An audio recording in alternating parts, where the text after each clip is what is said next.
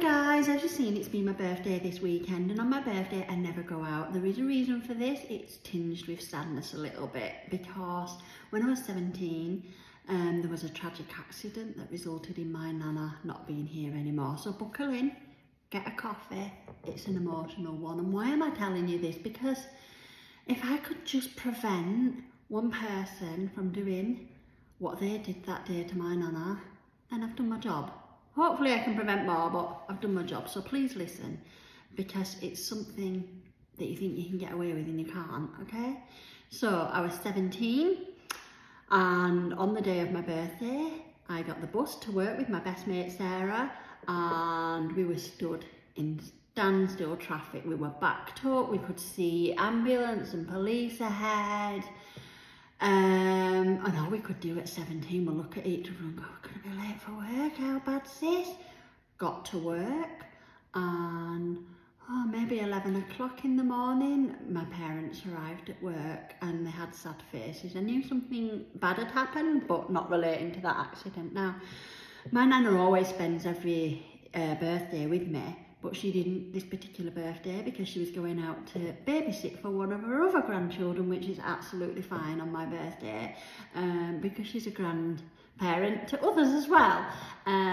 So she came the day before and we had a wonderful day together, and she gave me my gift. It's just funny that these things happen for a reason when she'd spent every year with me. I don't know.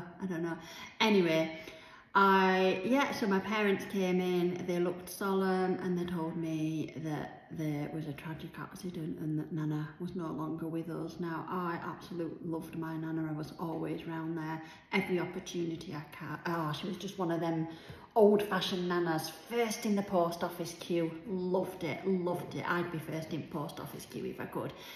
Anyway, back to it. What had happened is she was going off to babysit. She was just going to get the bus, probably the same bus as me, I don't know.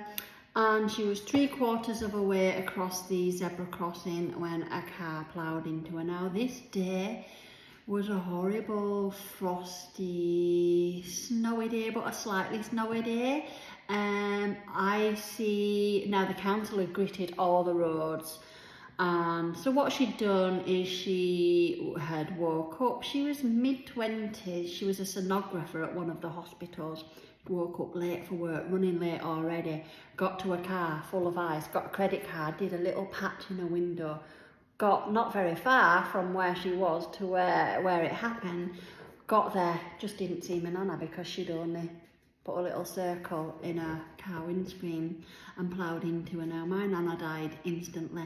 Now, I know she was in her 70s, but she was completely able. She was very, very active. So, yeah. I mean, she wouldn't have been here now. I mean, that was a lot of years ago. Maybe she would be. But anyway, what I'm just saying is, it's not going to snow here in Australia in Perth.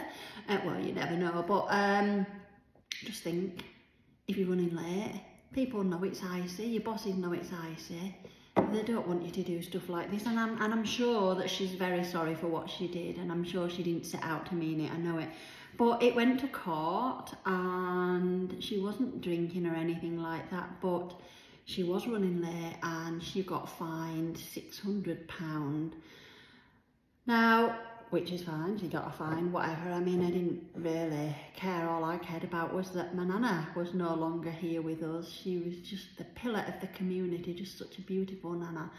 And her dad stood up in the court and said, that's fine, I'll pay it, I've got my checkbook here.